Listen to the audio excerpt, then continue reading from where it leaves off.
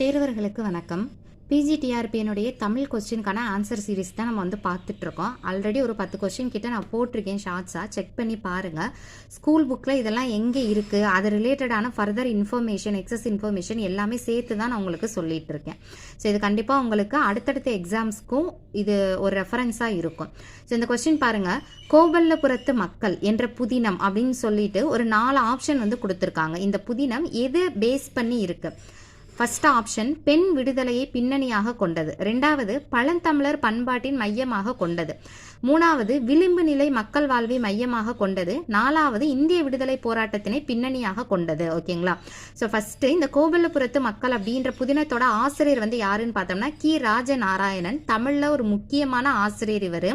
ஓகேங்களா? சரி, இது ரிலேட்டடான இன்ஃபர்மேஷன் அண்ட் ஆன்சர் பார்க்கலாம். பாருங்க, கோபல்லபுரத்து மக்கள் கி ராஜநாராயணன் 10th ஸ்டாண்டர்ட் தமிழ் புக்கில் தான் நம்மளுக்கு கொடுத்துருப்பாங்க. இந்த ஸ்டோரியுமே படிக்கிறதுக்கு ரொம்ப நல்லா இருக்கும்.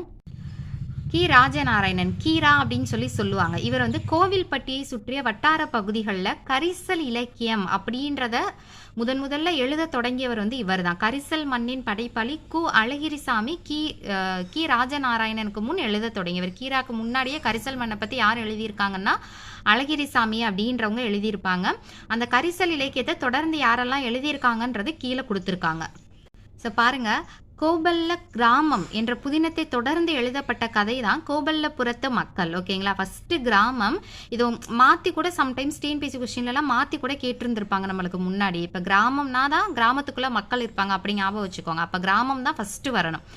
தன்னுடைய சொந்த ஊரான இடைச்சேவல் மக்களின் வாழ்வியல். ஓகேவா? கீராவினுடைய சொந்த ஊர் என்னது? இடைச்சேவல் அப்படின்ற பிளேஸ்.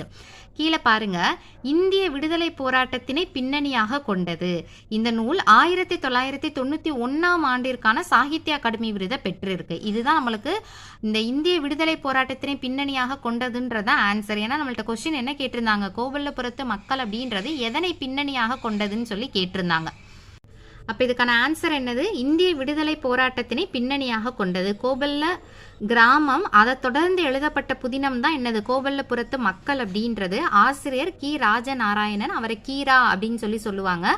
1991 ஆண்டிற்கான சாகித்ய அகாடமி விருதை இவர் தான் என்ன பண்ணி இந்த நூலுக்காக தான் என்ன பண்ணியிருப்பாங்கன்னா கொடுத்துருப்பாங்க, இந்த புதினத்துக்காக கொடுத்துருப்பாங்க.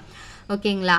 இவர் கரிசல் இலக்கியம் அப்படின்றது ஒரு அந்த ஃபார்மே யார் தான் கொண்டு வந்திருப்பாங்க? அந்த கீரா தான் என்ன பண்ணியிருப்பாங்க அப்படின்னா கொண்டு வந்திருப்பாங்க.